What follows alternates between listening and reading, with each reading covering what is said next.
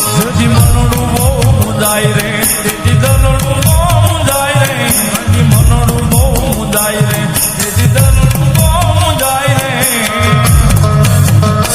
ચામુંડ ને કેજો એ કાળા તળાવમાં કેજો જ્યારે એ મધદરીઓ ને મળી કાળા તળાવ એ ન્યાસે મારી ચામુંડાના ધામ મામા